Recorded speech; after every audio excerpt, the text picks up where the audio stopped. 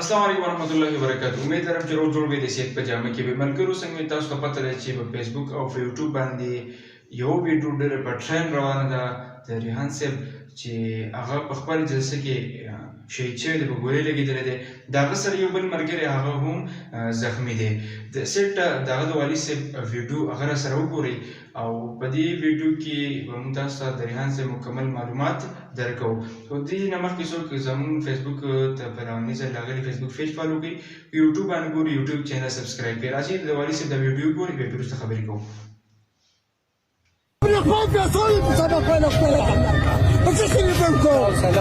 سلوك وسيلون ولود حلوك كمان حلوك كمان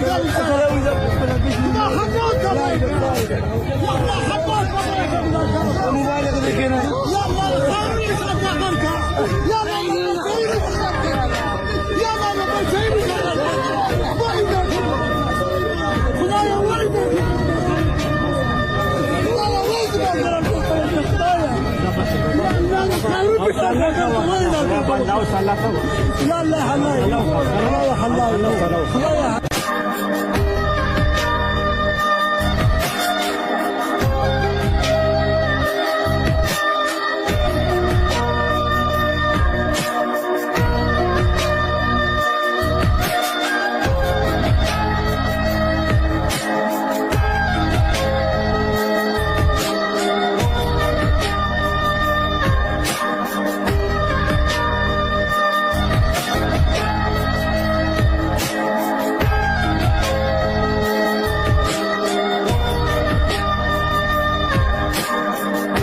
ظلمونو ستمونو دا ادوار د یاد ساته، په ما چې د کوم اوکو دا ناتار د یاد ساته.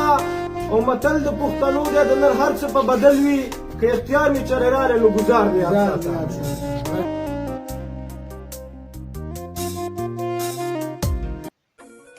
ملګرو والي صاحب ویډیو تاسو وکتله، نو په دې کې اوس ریحان صاحب ته څه ګناه وه چې هغه ویشته کېدو. نو د هغه دوه بچي چې دي یتیمانان دي، نو اوس بل یو وړوکی وی هم شوی دی، نن یې څلورمه ورځ ده. نو هغه غریب هم یتیم شو، نو د دې ګناه څه شوه؟ چا باندې وی؟ د ریحان صاحب مکمل دغه چې د مخکې تعلیم چې کړی دی، نو هغه په امریکا کې ډېر قابل ترین انسان و، او د 10 کاله چې دی نو د ډیډۍ سره ولاړ و، د خپل باجوړ خلکو دپاره ډېر هلې ځلې کړی، ډېر محنت یې کړی دی. خو زموږ تاسو ته پته ده چې کوم سړی مخ ته روان وي، نو اول خو یې زموږ چې خبره پښتانه پرېږدي نه، چې پښتانه نه لاړ شي نو بیا چې خبره چې وښې ختم وي نو هغه غریب بیا څه کولی نه شي. موږ د راګې تر بلې ویډیو پورې اجازت. السلام علیکم.